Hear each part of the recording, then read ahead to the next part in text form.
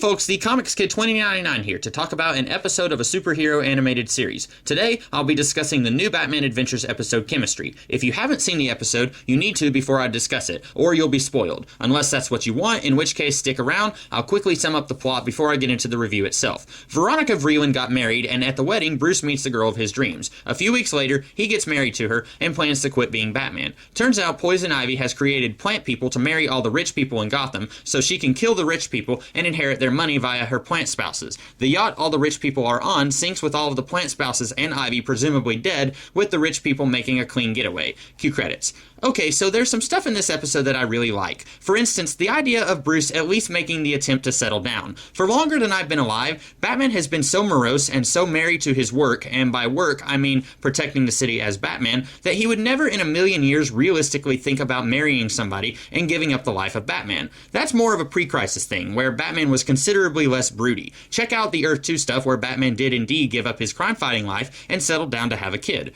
And in this context, it would be really cool to see a long-term status quo change where Bruce does settle down and he takes more of an active role in his company, but he still keeps a behind-the-scenes presence in the cave while Nightwing, Batgirl, and Robin all continue to protect the city. It would be a cool possibility to explore if you weren't concerned with preserving the status quo, which almost all Batman stories on and off screen are. Unfortunately, I'm really more in love with the idea rather than the execution in this case. Obviously, since this show is concerned with preserving the status quo, even with only 2 episodes left, it had to do a cop-out after Bruce got married and revealed that the wife is a plant person. My problem with this is twofold. One, when Bruce is talking with some of the other newly led rich people on the yacht, they're talking about how their wives almost seem custom made for them. A penny pincher talks about how his wife is just as frugal as him. A control freak talks about how his wife falls right into the way he thinks things should be done almost immediately after he meets her. So what is Bruce Wayne's perfect girl? We don't really know anything about this plant girl that Ivy cooked up for him. She's just there. I'd have liked at least some concrete things that Bruce does like about this girl beyond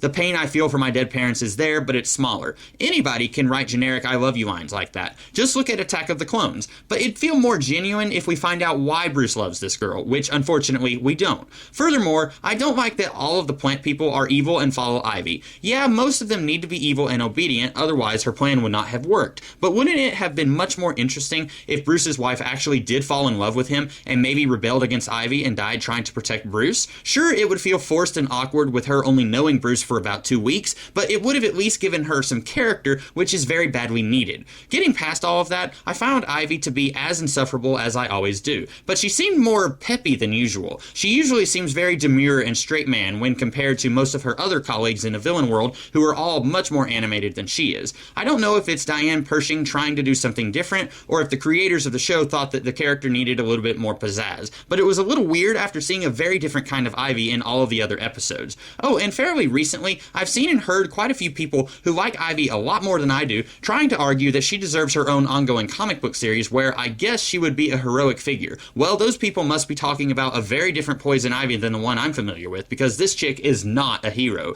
But whatever, hopefully she's dead and I'll never have to see her again. So those are my thoughts on this episode. A cool concept that we all knew would never work if they actually wanted to go through with it, but unfortunately, even in their cop-out, they still didn't go in as interesting a place as they could have. But what did you guys think of the episode and of my review? If you like this review, I encourage you to like, share, comment, and subscribe. And if you did like this review, I do similar videos every Saturday. And I do other kinds of videos throughout the week, so be sure to check those out if you're interested. In the meantime, you guys have a great rest of the day. I'll catch you later.